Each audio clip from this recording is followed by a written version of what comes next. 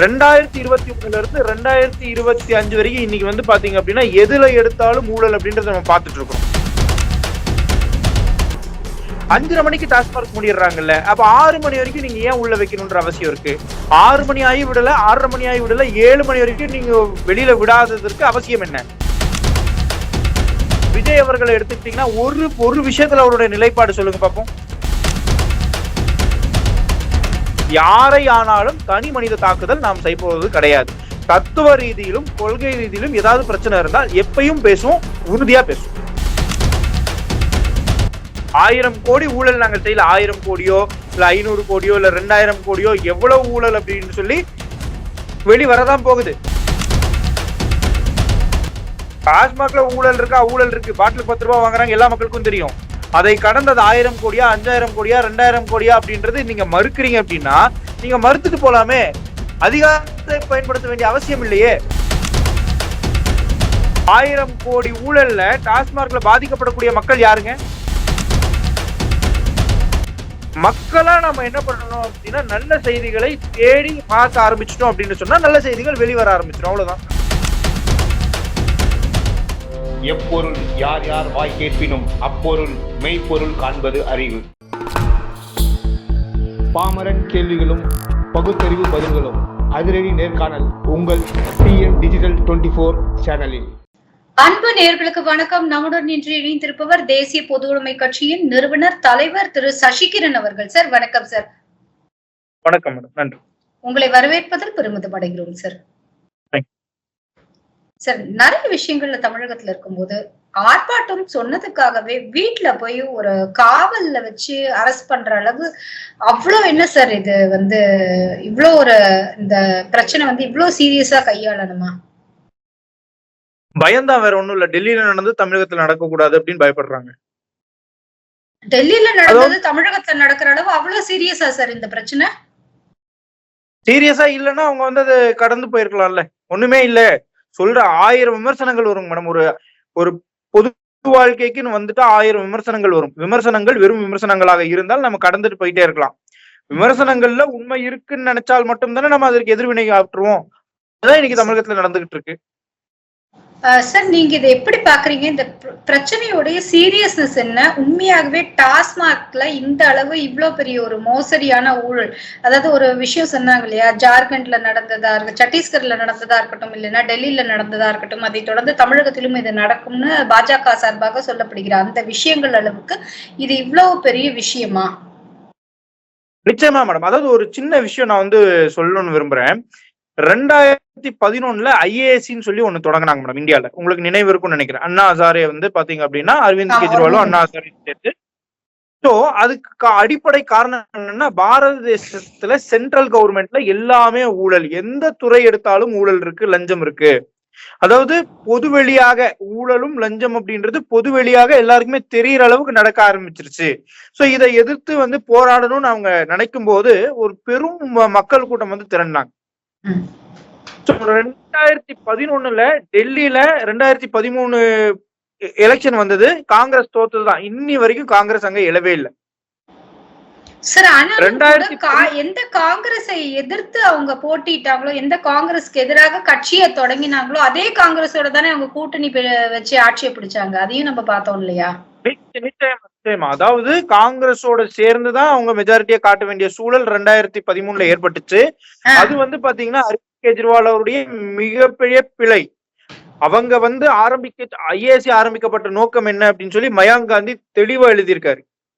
எதுக்காக IAS ஆரம்பிக்கப்பட்டது, அது எப்படி ஆம் ஆத்மி கட்சியா மாறிச்சு, அதுக்கப்புறமா அந்த கட்சி வந்து தன்னுடைய கொள்கையை கடந்து பதவியில இருக்கணும், அரசியல் செய்யணும் அப்படின்றதையே நோக்கமா கொண்டுதான் காங்கிரஸோட போனது. அது எவ்வளவு பெரிய பிழை அப்படின்றது அவரு தெளிவா சொல்லியிருக்காரு. நான் எதுக்காக இந்த விஷயத்த சொல்ல வரேன் அப்படின்னா, ஒரு ஊழலும் லஞ்சமும் என்னைக்கு பொதுமக்களுக்கு வரைக்கும் அது போய் சேருதோ அன்னைக்கு பார்த்துட்டு இருக்கக்கூடிய சாதாரண மக்கள் ஒரு பெரும் புரட்சியா வெளியெழுவாங்க. அந்த ஒரு சூழலை நோக்கிதான் தமிழகம் இப்ப நகர்ந்துட்டு இருக்கு. 2021 2025 வரைக்கும் இன்னைக்கு வந்து பாத்தீங்க அப்படின்னா எதுல எடுத்தாலும் ஊழல் அப்படின்றத நம்ம பார்த்துட்டு இருக்கிறோம். சோ இந்த விஷயம் பொதுமக்கள், அரசியல் கட்சிகளை கடந்து பொதுமக்கள் வந்து இறங்கி போராட்டம் நடத்தக்கூடிய அளவிற்கு இந்த விஷயம் மாறக்கூடிய வலிமை இருக்கு. அதனாலதான் போராட்டம் நடத்துறதுக்கு முன்னாடி அதை எப்படியாவது அடைக்கணும்னு பாக்குறாங்க. ஆனால் அடக்க அடக்க இது மிகப்பெரிய ஒரு போராட்டமா மாறும். நீங்க என்ன தேதி அறிவிச்சு போராட்டம் பண்ணாதானே நீங்க எங்களெல்லாம் கைது செய்வீங்க? திடீர்னு தேதியா அறிவிக்காம அது 22ஆம் தேதியா இருக்கலாம், 24ஆம் தேதியா இருக்கலாம், நாங்க போராட்டம் பண்ணுவோம், நீங்க என்ன பண்ண போறீங்க அப்படின்னு கேட்டிருக்காங்க. தொடர்ந்து தமிழக பாஜக தலைவர் அண்ணாமலை கைது செய்யப்பட்டுள்ள விவகாரத்தை எப்படி பாக்குறீங்க? அதாவது மேடம், கைதுன்றது எதுக்காக பண்ணாங்க? பிரிவென்ஷனரி ஆக்ட். 5:30 மணி வரைக்கும் டாஸ்மார்க் இருக்கு. டாஸ்மார்க்கை முற்றுகையிட்டு பொதுமக்களுக்கு இடையூறு விளைவிக்க கூடாது என்பதற்காக முன்னெச்சரிக்கையின் அடிப்படையில கைது செய்யறாங்க. 5:30 மணிக்கு டாஸ்மார்க் மூடிடுறாங்கல்ல, அப்ப 6 மணி வரைக்கும் நீங்க ஏன் உள்ள வைக்கணும்ன்ற அவசியம் இருக்கு? 6 மணி ஆகி விடல, 6:30 மணி ஆகி விடல, 7 மணி வரைக்கும் நீங்க வெளியில விடாததற்கு அவசியம் என்ன? ஒரு பெண்களை 6 மணிக்கு மேல நீங்க காவல்ல வைக்க கூடாது, இந்த மாதிரி விஷயங்கள்ல காவல்ல வைக்க கூடாதுன்னு ஒரு சட்டமே இருக்கு. அதனையும் கடந்து நீங்க எப்படி கட்டுப்படுத்தி உள்ள வைக்கிறீங்க? அப்ப இது ஜனநாயகத்திற்கு எதிரான ஒரு நிலைப்பாடா இருக்கு. அச்சுறுத்தக்கூடிய ஒரு மனப்பான்மையில ஒரு நிலைப்பாடா இருக்கு. 7 மணிக்கு அரெஸ்ட் 11 மணி வரைக்கும் வச்சிங்க அப்படின்னா அவங்க அடுத்த போராட்டத்துல கலந்துக்க மாட்டாங்க. அப்படிப்பட்ட ஒரு அச்சத்தை ஏற்படுத்தக்கூடிய ஒரு வெளிப்பாடா இது இருக்கு. இதை மாற்ற வேண்டும் என்பதற்காக அண்ணன் அண்ணாமலை அவர்கள் அப்படி சொல்லியிருக்காங்க. சார், எவ்வளவோ நீங்க வேணா விமர்சனம் பண்ணலாம், பேசலாம், செய்யலாம். அதுக்காக சினிமால பாட்டை பாடிட்டு நடிகை இடுப்பை பிடிச்சு கிள்ளிட்டு அறிக்கை மட்டும் கொடுக்காதீங்க, களத்துக்கு வாங்க விஜய்னு சொல்லியிருக்காருல்ல, இது எந்த மாதிரியான மனநிலை? அதாவது என்னை பொறுத்தவரையில் நான் எந்த ஒரு நபரையும் தனிப்பட்ட விஷயத்திலயோ அவருடைய தொழில் சார்ந்த விஷயத்திலயோ நம்ம விமர்சிக்கிறது கிடையாது. ஆனால் விஜய் அவர்களை பொறுத்தவரையில் நான் என்ன சொல்றேன் அப்படின்னா, சினிமாவாக அரசியலை நினைக்காதீர்கள். நீங்கள் சினிமாவாக நினைத்து உங்களை நம்பி வருபவர்களுக்கு குழியில தள்ளி விட்டுறாதீங்க அப்படின்றத நம்ம சொல்றோம். ஏன்னா அவர் மாட்ட மாட்டார் குழியில. அவரை நம்பி வரக்கூடிய மக்கள் அவர்களுக்காகவும் சேர்த்துதான் நம்ம போராடுறோம், பேசுறோம். அந்த விஷயம் நடக்க கூடாது என்பதுல நம்ம தெளிவா இருக்கிறோம். ஆனால் எந்த ஒரு இடத்திலும் தனிப்பட்ட முறையில் யாரையும் விமர்சிப்பது நம்ம கட்சியுடைய நிலைப்பாடே கிடையாது. நம்ம விமர்சிக்க போறதும் கிடையாது. அப்படி யார் விமர்சித்தாலும், அது எந்த கட்சியை சார்ந்தவர்கள் விமர்சித்தாலும் அது கண்டனத்திற்குரிய. விஜய் அவர்களை எடுத்துக்கிட்டீங்கன்னா ஒரு விஷயத்துல அவருடைய நிலைப்பாடு சொல்லுங்க பாப்போம். பெரியார் அவர்களை சீமானவர்கள் ஒரு 2 மாசம் வச்சு செஞ்சார். அப்ப ஏதாவது ஒரு குரல் நிர்மலா சீதாராமன் அவர்கள் பேசின உடனே அச்சோ இப்ப நம்ம பேசல அப்படின்னா நம்ம பாஜகவுடைய ஆதரவாளரா மாறிடுவோமோ அப்படின்ற எண்ணத்துல அவர் பேசுறாரு. சார், அதே சீமான் எப்ப அவரை அவருக்கு எதிராக விஜயலட்சுமி அவர்கள் வழக்கு தொடர்ந்தாங்களோ, பேசினாங்களோ, அவரே பெரியாரை பத்தி பேசுறது இல்லையே. அப்ப இங்க எல்லாருக்குமே ஒரு அஜெண்டா இருக்குதானே? பெரியார பத்தி பேசினாரு, 2 மாசமா லைம் லைட்ல இருந்தாரு, கண்டென்ட் கொடுத்தாரு, யூடியூபுக்கெல்லாம் நல்லா போச்சு, அதெல்லாம் இல்லைன்னு சொல்லல. ஆனா திடீர்னு பாத்தீங்கன்னா விஜயலட்சுமி விவகாரம் எப்போது வெளியில வந்ததோ அப்பவே இவர் பெரியாரை பற்றி பேசுவதை சட்டலா மாத்திட்டாரு, அதை பற்றி பேசலையே. அதுதாங்க மேடம், அதாவது பெரியார் அவர்களை பற்றி பேச வேண்டும். ஆனால் அவர் எதுக்கு பேச ஆரம்பிச்சாரு? திமுக எதிர்த்து பேச ஆரம்பிக்கல, விஜய் அவர்களை எதிர்த்து பேச ஆரம்பிச்சாரு. அவருடைய நிலைப்பாடு அதுதான். தேவையான ரீச் வேணும், தேவையான கண்டென்ட் வேணும் அப்படின்றதுக்காக பேசினாரு. இன்னைக்கு அது தேவைப்படல, அதனால மாறிட்டாரு. நம்ம என்ன சொல்றோம், ஒருத்தரை ஆதரிக்கும் அப்படின்னா எப்பயுமே ஆதரிக்கணும், ஒருத்தரை எதிர்க்கிறோம் அப்படின்னா எப்பயுமே எதிர்க்கணும். அதாவது கொள்கை சார், தத்துவம் சார்ந்த தனி மனித தாக்குதல் நம்ம செய்யறதே இல்லைங்க. அது யாராக இருந்தாலும், அது விஜய் அவர்களாக இருந்தாலும் சரி, பெரியார் அவர்களாக இருந்தாலும் சரி, திமுகவை சார்ந்தவர்களாக இருந்தாலும் சரி, அண்ணன் சீமானவர்களாக இருந்தாலும் சரி, யாரை ஆனாலும் தனி மனித தாக்குதல் நாம் செய்வது கிடையாது. தத்துவ ரீதியிலும் கொள்கை ரீதியிலும் ஏதாவது பிரச்சனை இருந்தால் எப்பயும் பேசுவோம், உறுதியா பேசுவோம். சரி சார், இந்த டாஸ்மாக் 1000 கோடி ரூபாய் ஊழல் உண்மையா? அது பாத்தீங்க அப்படின்னா இன்னைக்கு ஈடி விசாரிச்சுட்டு இருக்கிறாங்க. உண்மைகள் வெளியில வரும். உண்மை இல்லை அப்படின்னா திமுக பார்க்காத மாதிரி இருக்கலாம்ல. உண்மை இல்லைன்னா ஏன் பதறீங்க? 1000 கோடி ஊழல் நாங்கள் செய்யல. 1000 கோடியோ இல்ல 500 கோடியோ இல்ல 2000 கோடியோ எவ்வளவு ஊழல் அப்படின்னு சொல்லி வெளி வரதான் போகுது. ஊழலே இல்லைன்னா நீங்க எதுக்காக பதறணும்ன்ற ஆதாரபூர்வமான விமர்சனங்களை நாம் முன்வைப்போம். டாஸ்மார்க்ல ஊழல் நடந்திருக்கா அப்படின்னா ஊழல் நடந்திருக்கு. ஒவ்வொருத்தர்கிட்டையும் 10 ரூபாய் கூட வாங்கியிருக்கிறாங்களா, கூட வாங்கியிருக்கு. இது பாத்தீங்க அப்படின்னா யாருக்கும் தெரியாத விஷயம் கிடையாது, ராக்கெட் சயின்ஸ் கிடையாது, எல்லாருக்கும் தெரியும். ஒவ்வொரு விஷயத்தையும் ஒவ்வொருத்தர்கிட்டையும் 10 ரூபாய் கூட வாங்கியிருக்கிறாங்க. அந்த 10 ரூபாய் யாருக்கு போச்சு? அப்ப முறைகேடு இருக்கான்னா இருக்கு, யாராவது மறுக்க முடியுமா? அந்த முறைகேடு எவ்வளவு அப்படின்றது விசாரணைக்கு பின்பு தெரிய வரும். ஆனால் முறைகேடு இருக்கு, விசாரிக்கப்படணும், இதுல மாற்று கருத்து இல்லல்ல. டாஸ்மார்க்ல மட்டுமா ஊழல் அப்படின்றத நான் கேட்கணுமே தவிர டாஸ்மார்க்ல ஊழலா இல்லையான்றது கேட்க வேண்டிய அவசியம் இல்லைன்னு நினைக்கிறேன். ஓகே சார், டாஸ்மாக்ல எவ்வளவு ஊழல், இந்த 1000 கோடிங்கிற அந்த இன்டென்ஸ் டெப்த் இருக்குல்ல, அந்த டெப்த் உண்மையான்னு நான் கேக்குறேன். 10 ரூபாயில அந்த டெப்த் வந்துருமா சார்? 10 ரூபாய் மட்டும் இல்ல, 1000 வழிகள் இருக்கு அதை முறைகேடு நடத்துறதுக்கு. பாருங்க, ஏலம் எடுக்கிறீங்க, அந்த ஏலத்துல நீங்க யாருக்காக வந்து குடுக்கணும்னு நினைக்கிறீங்க, யாருக்கு டெண்டர் குடுக்குறீங்க, டெண்டர்ல முறைகேடு இல்லாம இருக்குதா அப்படின்னு நமக்கு தெரியாது. பாட்டில்ல 10 ரூபாய். நம்ம அரசுலயே வருமானம் வரக்கூடிய ஒரே ஒரு துறை தமிழக அரசுல அப்படின்னு பார்த்தோம்னா டாஸ்மாக் முதல் இடத்துல இருக்கு.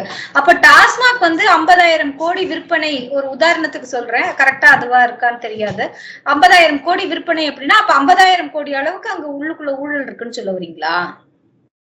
இந்த 50,000 கோடி விற்பனைக்கு யார் வந்து பலனடைகிறான்னு நம்ம பார்க்கணும். அந்த பலனடைகிறவங்க எப்படி அந்த டெண்டரை எடுக்கிறாங்கன்றது நம்ம பார்க்கணும். வெளிப்பாடுத்தன்மை இருக்கணும்ல. ஜனநாயக நாடுங்க, யார் வேணா என்ன கேள்வி வேணா கேட்கலாம். அரசாங்கத்திற்கு கேள்வி கேட்கக்கூடிய உரிமை எல்லா மக்களுக்கும் இருக்கு. ஊழல் இல்லைன்னு நீங்க நினைக்கிறீங்க அப்படின்னா வெளியிடுங்க. இது ஒரு மேனுஃபேக்சரிங் இண்டஸ்ட்ரி, மேனுஃபேக்சர் பண்றது எல்லாமே வெளில வரும்போது பில்லோட தான் வருது. வித் பில் வந்தோடனே நீங்க உடனே அதை டிரான்ஸ்போர்ட்ல இவே இன்வாய்ஸ் போட்டுறீங்க, பில் போட்டுறீங்க, இவே இன்வாய்ஸ் போட்டுறீங்க. சோ எல்லா இடத்துலயுமே அது கணக்குல வந்துடுது. ஜிஎஸ்டில எந்த குடோன்ல இறக்குறாங்க, எங்க டிரான்ஸ்பர் பண்றாங்கல்ல இருந்து எல்லாமே இவ்வளவு ஒரு அதாவது ஒரு தொழில வந்து ரொம்ப டிரான்ஸ்பரண்டா மாத்தினதே மத்தியில் ஆளும் பாஜக தான். இந்த அளவு மாத்திருக்காங்க. அப்புறம் எப்படி சார் இதுல ஊழல் வருதுன்னு நீங்க சொல்றீங்க? ஊழல் வருவதற்கு 1000 வழிகள் என்னால சொல்ல முடியும். ஒரு பாட்டில்ல 10 ரூபாய் அதிகமா வாங்குறாங்க அப்படின்னா இல்லன்னு யாரும் மறுக்க முடியாது. சரி, ஒவ்வொரு கடையில ஒவ்வொரு பாட்டில்ல 10 ரூபாய் ஒரு நாளைக்கு அதிகம் அப்படின்னா நீங்க 5 வருஷத்துல கணக்கு போட்டு பாருங்க, அது எவ்வளவு கோடி வருது அப்படின்னு நீங்க பாருங்க. ஒண்ணு. ரெண்டாவது, டெண்டர் கொடுக்குறீங்க, இந்த பிராண்ட் தான் விற்கப்படணும்னு டாஸ்மார்க்ல நிர்ணயிக்கப்படுது.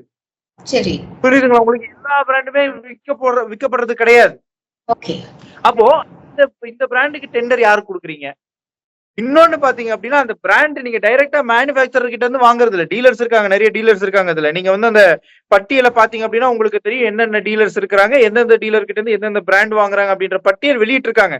நான் மறுக்கல. அந்த டெண்டர் எந்த அடிப்படையில நீங்க கொடுத்தீங்க, எப்படி இந்த கம்பெனிக்கு தான் கொடுத்தீங்க, எப்படி இந்த பிராண்டுக்கு தான் கொடுத்தீங்கன்றதுக்கு எந்த இருக்கு? அப்போ 1000 முறைகள்ல இங்க வந்து முறைகேடு நடப்பதற்குண்டான வாய்ப்புகள் இருக்கு. ஒரு விஷயம், ஒரு விமர்சனம் முன்வைக்கிறாங்க, அது இல்லைன்னு நீங்க நினைக்கிறீங்க அப்படின்னா மறுத்துட்டு போங்க. ஆனால் நீங்கள் அதிகாரத்தை பயன்படுத்தி அதனை அடக்க நினைக்கிறீங்க அப்படின்னா அங்க ஏதோ இருக்குன்ற விஷயம் எல்லா மக்களுக்கும் தெரியும்ல, கட்சிக்கு அப்பாற்பட்டு. டாஸ்மாக்ல ஊழல் இருக்கா? ஊழல் இருக்கு. பாட்டிலுக்கு 10 ரூபாய் வாங்குறாங்க, எல்லா மக்களுக்கும் தெரியும். அதை கடந்தது 1000 கோடியா, 5000 கோடியா, 2000 கோடியா அப்படின்றது நீங்க மறுக்கிறீங்க அப்படின்னா நீங்க மறுத்துட்டு போலாமே. அதிகாரத்தை பயன்படுத்த வேண்டிய அவசியம் இல்லையே. ஒரு அறவழி போராட்டத்திற்கு நீங்க அதுக்கு உண்டான பர்மிஷன் தராம அவங்களை அடக்குமுறை செய்து அவர்களை அரெஸ்ட் பண்ண வேண்டிய அவசியம் என்ன? நம்மளுடைய மாநிலத்துல இப்படிப்பட்ட ஒரு விஷயம் நடக்குதுன்னு சொல்லி நம்ம மக்களுக்கு தெரியப்படுத்த வேண்டியது அவசியமா, அவசியம் இல்லையா? அவசியம்தான். அப்ப வீதிக்கு வந்தால் தானே தெரியப்படுத்த முடியும். நம்ம வீட்டுக்குள்ளேயே போராடுறதுனால ஒண்ணுமே நடக்க போறது இல்லையே. இப்ப வீதிக்கே வரக்கூடாது, கேள்வியே கேட்க கூடாது அப்படின்னா இது ஜனநாயகமா, ஜனநாயகம் இல்லையான்னு நீங்க தான் சொல்லணும். கருத்து சுதந்திரத்தை பற்றி பேசக்கூடியவர்கள் ஒரு விமர்சனத்தை கூட அடக்குமுறையை கொண்டுதான் எதிர்கொள்வார்கள் என்றால் கருத்து சுதந்திரம் எங்க இருக்கு? சார், ரொம்ப டு த கோர் சர்ப்ரைஸா திமுகவுடைய வெற்றி கூட்டணியில் இருக்கும் திருமாவளவன் அவர்கள் வந்து ஒரு சட்டம் ஒழுங்கிற்காக பாஜகவினரை கைது செய்திருப்பாங்க. ஆனாலும் பாஜகவின் இந்த போராட்டத்திற்கு நாங்கள் வந்து எங்க வரவேற்கிறோம் அப்படிங்கிற ஒரு வார்த்தையை சொல்லியிருக்காரு திருமாவளவன். குறிப்பா அந்த டாஸ்மாக் ஊழலை எதிர்த்த போராட்டத்துல. ஏன்னா மதுவிலக்குக்காக போராட்டத்தை முன்னெடுத்தவர் வந்து கூட்டணியில இருந்து ஒரு மாநாடெல்லாம் போட்டாரு, நீங்க பாத்திருப்பீங்கன்னு நினைக்கிறேன் திருமாவளவன் அவர்கள். இப்போ வந்து பாரதிய ஜனதா கட்சி அவங்க எடுத்த போராட்டத்தை முன்னெடுத்ததை வரவேற்று இருக்கிறாரு. நீங்க அதை எப்படி பாக்குறீங்க? அவருடைய அரசியல் ஆதாயம் என்ன இருக்குன்றது நம்ம பார்க்க வேண்டியதா இருக்கு. காரணம் என்னன்னா, இன்னைக்கு திமுகல அதாவது டாஸ்மார்க்ல ஊழல் இருக்கு அப்படின்னு அவர் நம்புறாரு அப்படின்னா அவரும் எதிர்த்து குரல் கொடுக்கணும். இல்ல ஊழல் இல்லைன்னு அவர் நம்புறாரு அப்படின்னா அதற்காக டிஃபெண்ட் கொடுக்கணும். இது திமுகவை அழிக்கக்கூடிய ஒரு ஆயுதமா இருக்கு. டாஸ்மார்க் ஊழல்ன்றது சாதாரண விஷயம் கிடையாது, எல்லாருக்கும் போய் சேரக்கூடிய ஒரு விஷயம். இதனால ஆட்சி மாற்றம் ஏற்படுத்துவதற்குண்டான வாய்ப்பு இருக்கு அப்படின்னும் போது திமுகவோட ஆட்சி மாற்றம் ஏற்படுது அப்படின்னா யாருக்கு அட்வான்டேஜ்? இன்னைக்கு அதிமுக அட்வான்டேஜ். அப்ப அதிமுகல தான் போய் சேரக்கூடிய ஒரு வாய்ப்பு இருக்குல்ல, அந்த ஒரு கேட் ஓபன் ஆகுது இல்ல, அதை வச்சு அவங்க திமுக கிட்ட சீட் அதிகமா கேட்கலாம். இப்படிப்பட்ட அரசியல் ஆதாயமும் இருக்கலாம் அப்படின்னு சொல்லிதான் நான் பாக்குறேனே தவிர அவர் இதற்காக பாஜகவுக்கு ஆதரவு தெரிவிக்கக்கூடிய ஒரு நபராக இருப்பார் அப்படின்னு நான் யோசிக்கல. சரி சார், சரி சார். சோ இது பாஜகவுக்கு ஆதரவு இல்ல, அந்த அவங்க எடுத்த அந்த முன்னெடுத்த போராட்டத்துக்கான ஆதரவு, அதோட அப்படி பாத்துட்டு போயிடணும்னு சொல்றீங்க. போராட்டத்துக்கு ஆதரவுன்னு நம்ம பார்க்க முடியாது. போராட்டத்துக்கு ஆதரவுன்னு அவங்களும் சேர்ந்து போராடலாம்ல. தமிழ்நாட்டுல இவ்வளவு பெரிய ஒரு குற்றச்சாட்டு இருக்குங்க, ஊழல் குற்றச்சாட்டு இருக்கு. டாஸ்மார்க்ல 1000 கோடி ஊழல். 1000 கோடி ஊழல்ன்றது சாதாரண விஷயம் கிடையாது. அப்ப எத்தனை மக்கள் பாதிக்கப்பட்டிருக்கிறாங்க? 1000 கோடி ஊழல்ல டாஸ்மார்க்ல பாதிக்கப்படக்கூடிய மக்கள் யாருங்க?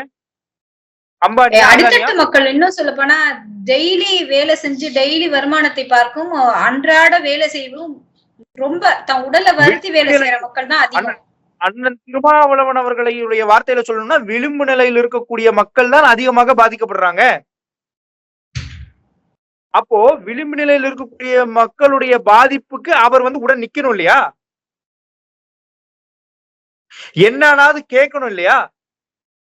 அப்ப அதை திசை திருப்பதற்காகவோ இல்லைன்னா அதிமுக கிட்ட ஒரு கதை ஓபன் பண்றதுக்காகவோ இல்ல திமுக கிட்ட தன்னுடைய சீட் அதிகமா கேட்பதற்காகவோ இந்த வார்த்தையை சொல்லியிருப்பாருன்னு தான் நான் பாப்பனே தவிர அவர் இந்த போராட்டத்திற்கு ஆதரவு தெரிவிப்பாருன்னா அவரும் களத்தில் போராடி இருப்பார். அதனால நீங்க இப்ப என்ன திரு சசிகரன் சார், நீங்க என்ன சொல்ல வரீங்கன்னா, அதனால இது ரொம்ப பெரிய போராட்டம்லாம் இல்லைங்க, 2 சீட்டுக்கான போராட்டம் தான், அதனால இதை அப்படியே பார்த்துட்டு போயிடுங்க அப்படின்னு சொல்றீங்களா? அண்ணன் திருமாவளவன் அவர்களுடைய பேச்சை நம்ம பெருசா நம்பி இருக்க வேண்டிய அவசியம் கிடையாதுன்னு சொல்றேன். ஓ சரிங்க சார், சரிங்க சார். இதற்காக தொடர்ந்து எல்லா பக்கத்துல இருந்தும் வராங்க. நீங்க டாஸ்மாக் எதிராக போராட்டம் பண்றீங்கன்றீங்க. அப்போ மற்றவர்களுக்கு எல்லாம் இங்க ஒரு கேள்வி எழுது, என்னையா இந்த அகில இந்தியால டிஎம்கே ஆட்சி செய்யும் தமிழகத்தில் மட்டும்தான் இந்த டாஸ்மாக் இருக்கா? ஏன் பாஜக ஆளும் மாநிலங்கள்ல இந்த டாஸ்மாக் இல்லையா? டாஸ்மாக்னால பிரச்சனை இல்லையா? அங்கெல்லாமும் இந்த பாஜக காரங்க இதே மாதிரியான ஒரு வார்த்தையை தான் சொல்றாங்களா? இல்ல இங்க வேண்டுமென்றே இங்க அரசியலை நடத்தக்கூடாது, அதாவது ஆட்சி ஒழுங்காக நடத்த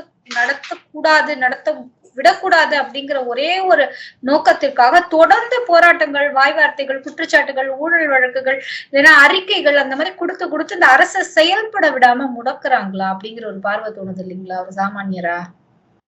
நம்ம கட்சியோட நிலைப்பாடுங்க மேடம், நாம டாஸ்மார்க்கை எதிர்த்தோ இல்ல பாத்தீங்க அப்படின்னா மது விற்பனையை எதிர்த்தோ நம்ம போராடல. அது தனிப்பட்ட நபருடைய விருப்பம். ஆனால் அரசாங்கமே இதை ஏதோ ஒரு ப்ராஃபிட்டபிள் ஆர்கனைசேஷன் போல டார்கெட் செட் பண்ணி விக்கிறது அப்படின்றது தவறான ஒரு விஷயம். அதனால ப்ரொடக்டிவிட்டி பாதிக்கப்படும், ஒரு மாநிலத்துடைய வளர்ச்சி பாதிக்கப்படும். Point number 1. 2வது, இந்த போராட்டம் என்பது டாஸ்மார்க்கை எதிர்த்தல்ல, டாஸ்மார்க்ல நடந்த ஊழலை எதிர்த்து. ஓகே, இதை நம்ம மிக தெளிவா பதிவிடுறோம். நம்ம எந்த மாநிலத்திலயும் போய் யாருக்கும் போய் நீங்க தனிப்பட்ட முறையில நீங்க எப்படி இருக்கணும் எப்படி இருக்கக்கூடாது, தனிப்பட்ட சுதந்திரத்தில் தலையிடக்கூடிய அதிகாரம் யாருக்கும் இல்லை. அவருடைய விருப்பம் அவர்களுடைய விருப்பம் இல்லாமை. அதனால அடுத்தவங்களுக்கு பாதிப்பு வருதுன்னாதான் பொது வாழ்க்கையில நம்ம கேட்க முடியுமே தவிர தனிப்பட்ட முறையில யாரும் கேட்க முடியாது. அப்ப கர்நாடகால இருக்கா, ஆந்திரால இருக்கானா, எல்லா இடத்துலயும் இருக்கு. நாம அதை எதிர்க்கலையே. ஆனா நீங்க அரசாங்கம் டார்கெட் வச்சுல விக்கிறாங்க, அது தவறான சிந்தனை, அது தவறான போக்கு. அப்ப நீங்க நாட்டுடைய வளர்ச்சி என்ன ஆகுது, பொருளாதார முன்னேற்றம் என்ன ஆகுது? அதுதான் பிரச்சனை. அதுதான் நம்ம எதிர்க்கிறோம், ஊழலை நம்ம எதிர்க்கிறோம். சரிங்க சார். சார், தொடர்ந்து கூட்டணிக்கான பல்வேறு இடங்கள்ல நிறைய நம்ம பாக்குறோம், முரண்பாடுகள் இருக்கு. அந்த மாதிரி இருக்கும்போது சமீபத்தில் காணொலி யூடியூப் நிறுவனமான திரு சாணக்கியா அவர்கள் நடத்திய ஆண்டு விழால பாத்தீங்கன்னா ரொம்ப டு பி சர்ப்ரைசிங்கா ஒரே மேடையில அதிமுகவின் முன்னாள் அமைச்சர் செங்கோட்டையன் மற்றும் நாதாகாவின் ஒருங்கிணைப்பாளர் சீமான். எப்பவும் போல அண்ணன் சீமான் அவர்கள் ரொம்ப ஃபயரா ஒரு ஸ்பீச் பண்ணாரு. ஆனா அவர் ஸ்டார்டிங்லயே ஒரு விஷயத்த சொன்னாரு. இதை எவ்வளவு பேர் கவனிச்சாங்கன்னு தெரியல. ஊடகங்கள் இங்கே தன்னுடைய பணியை முன்னாடி எல்லாம் ஊடகத்துக்கிட்ட ஒரு விஷயம் கொண்டு போனா அசிங்கமா ஆயிடும், அது பிரச்சனையாயிடும், மக்களோட பிரச்சனைக்கு தீர்வு கிடைக்கும் அப்படின்னு நம்பிய ஊடகத்துக்கிட்ட கொண்டு வந்தாங்க. ஆனா இன்றைக்கு அந்த ஊடகங்கள் தான் ஒரு பிரச்சனையை உருவாக்குறாங்க, இல்லைன்னா மடைமாற்றுறாங்க அப்படிங்கிற ரீதியில அவர் பேசினாரு. இதை பற்றிய உங்கள் பார்வை, இன்றைய ஊடகங்கள் அததான் செய்யுதா, இல்லைன்னா இவருக்கான இஷ்யூஸ் இப்ப ரொம்ப அதிகமா இருக்கனாலயே இவர் இந்த வார்த்தையை சொல்றாருன்னு? பொதுவாகவே இன்னைக்கு பாத்தீங்க அப்படின்னா பெரும்பாலான ஊடகங்கள் பெரிய ஊடகங்கள் சர்வைவ் ஆகுறது கஷ்டம் மேடம். ஏன்னா ஒரு காலத்துல உங்களுக்கு தெரியும், பத்திரிகையை தேடி தேடி போய் மக்கள் படிச்சுட்டு இருந்தாங்க. நியூஸ் வந்துச்சு அப்படின்னா நியூஸ் சேனலை பாக்குறதுக்காகவே அந்த டைம்ல வீட்டுக்கு உட்காந்து பார்க்கக்கூடிய ஒரு தலைமுறையை நம்ம பார்த்தோம். இன்னைக்கு பாத்தீங்க அப்படின்னா நிறைய காம்படிஷன் இருக்கு, நிறைய அப்டேஷன் இருக்கு. நீங்க நியூஸ பார்க்கணுன்ற அவசியம் இல்லை, உங்களுக்கு நியூஸ் தெரிய ஆரம்பிச்சிருது. இந்த மாதிரி நிறைய விஷயங்கள் இருக்கும்போது ஊடகங்கள் சர்வைவ் ஆகுறதே கஷ்டம். அது குறிப்பா பாத்தீங்கன்னா செய்தி ஊடகங்கள் சர்வைவ் ஆகுறதே ரொம்ப கஷ்டம். அப்ப அவங்க சர்வைவ் ஆகணும் அப்படின்னா அவங்க கவர்மெண்ட்டை டிபெண்ட் பண்ணணும், சில அரசியல் கட்சிகளையும் சில அரசியல் சார்ந்தவர்களையும் டிபெண்ட் பண்ணி இருக்கக்கூடிய ஒரு சூழ்நிலை இருக்கு. அப்படி இருக்கும் போது நீங்க முழுமையான நடுநிலையாக செயல்படுவது கஷ்டம். அதனால சில பேர் பாதிக்கப்படுறாங்க. சரியான செய்திகள் மக்களுக்கு போய் சேரல அப்படின்ற விஷயம் இருக்கு. இது பாத்தீங்க அப்படின்னா சோசியல் மீடியால எந்த அளவுக்கு இருக்கு அப்படின்றது இல்ல. ஏன்னா சோசியல் மீடியாவை பொறுத்த வரைக்கும் உங்களுக்கு அந்த அளவுக்கு இன்வெஸ்ட்மெண்ட் இல்ல. பெரிய ஊடகங்கள் இன்னைக்கு பாத்தீங்க அப்படின்னா பெரிய பெரிய சேனல் எடுத்துக்கிட்டீங்கன்னா நிறைய இன்வெஸ்ட்மெண்ட் இருக்கு. சம்பளம் கொடுக்கணும், அவங்களுடைய சேனலை நடத்தணும். அப்போ அவங்களுக்கு அதிகமான நிதி தேவைப்படுது. அப்போ அது கவர்மெண்ட் கிட்டயும் பொலிட்டிக்கல் பார்ட்டிஸையும் டிபெண்ட் பண்ணி இருக்க வேண்டிய சூழ்நிலை இருக்கிறதுனால நிறைய பேர் அதை இன்ஃப்ளூயன்ஸ் பண்றாங்க, கட்டுப்படுத்துறாங்க. அதனால சரியான விஷயங்கள் சேர்றது இல்ல. அதோடைய வெளிப்பாடாகத்தான் சீமான் அவர்கள் அதனை பேசினார் அப்படின்னு நான் நினைக்கிறேன். சார், நீங்க பேசும்போது 1-2 வார்த்தைகள் சொன்னீங்க. நடுநிலை அப்படின்னு சொன்னீங்க. ஏதாவது நடுநிலைன்னு இருக்கா? ஒரு விஷயம், ஒரு ப்ராப்ளம், இல்ல ஒரு இஷ்யூ அப்படின்னா ஒண்ணு இந்த பக்கம், ஒண்ணு ரைட்டு, இல்லைன்னா லெஃப்ட். சோ இதுதானே, அதை விட்டுட்டு நீங்க என்ன நடுநிலைன்னு சொல்றீங்க? அப்படி எல்லாம் இருக்க முடியுமா? அதாவதுங்க மேடம், இன்னைக்கு பாத்தீங்க அப்படின்னா எய்தர் ரைட் எய்தர் லெஃப்ட் அப்படின்னு சொல்றவங்க எப்பயுமே லெஃப்டா இருக்காங்கன்றதுதான் பிரச்சனையே இருக்கு. நான் சொல்றது பொதுவா சொல்றேன், எப்பயுமே லெஃப்டா இருக்கிறது தான் இங்க பிரச்சனையா இருக்கு. ஒரு விஷயம் நடக்குது, ஒரு ஊடகவியலாளரா பாத்தீங்கன்னா இந்த விஷயத்தை மக்கள் மன்றத்தில் வைப்பதுதான் அவங்களுடைய முழு வேலையா இருக்கும். ஒரு பெரிய நிறுவனம் எடுத்துக்கிட்டீங்கன்னா, பெரிய ஊடக நிறுவனம் ஒரு விஷயம் நடக்குது அப்படின்னா அவங்க ஜட்ஜ்மெண்ட் எல்லாம் வர்றது தவறான விஷயம் தானே. அவங்க எப்படி ஒரு சார்பு எடுத்து ஜட்ஜ்மெண்ட் எடுக்க முடியும்? சோ ஒரு ஜஸ்டிஃபைடு திங்ஸ் தான் வெளியில கொண்டு வராங்கன்னு சொல்றீங்க விஷயங்களா? ப்ரீ ஜஸ்டிஃபைடு திங்ஸையும் கடந்து அவங்க எது மக்களுக்கு போய் சேரணும்னு நினைக்கிறாங்களோ அதுதான் வெளியில வருது. எல்லா பிரச்சனையும் வெளியில வர்றது இல்லையே. இன்னைக்கு நம்ம பாக்குறோம், 100 பிரச்சனை நடக்குதுன்னா 4 பிரச்சனை வெளியில வரும். அந்த 4 பிரச்சனை மக்களுக்கு தெரியணும்னு அவங்க நினைக்கிறாங்க, அதனால தெரியுது. 96 பிரச்சனை அதை விட முக்கியமான பிரச்சனையா கூட இருந்திருக்கலாம், ஆனா மறைக்கப்படுது இல்ல. இததான் நம்ம எதிர்ப்பு. இதற்கு காரணம் அரசியல் கட்சிகள் அவங்கள ஆட்டி படைக்கிறாங்கன்னு நான் சொல்ல மாட்டேன். இதற்கு காரணம் பாத்தீங்கன்னா பொருளாதாரம் தான் காரணம். மக்களா நம்ம என்ன பண்ணணும் அப்படின்னா நல்ல செய்திகளை தேடி பார்க்க ஆரம்பிச்சிட்டோம் அப்படின்னு சொன்னா நல்ல செய்திகள் வெளிவர ஆரம்பிச்சிடும், அவ்வளவுதான். சார், ரொம்ப நன்றி சார். இத்துணை நேரமும் அழகாகவும் தெளிவாகவும் ரைட்டா லெஃப்டா அது பிரச்சனை இல்லைங்க, இங்க எப்பவுமே லெஃப்ட் மட்டும் தான் இருக்கு, அதுதான் பிரச்சனை அப்படிங்கிற உங்க கருத்தை மனதார ஏற்றுக்கொள்கிறோம். இனி வரும் காலங்கள்ல தொடர்ந்து இது பற்றி பேசலாம் சார். நன்றி, வணக்கம். தேங்க்யூ.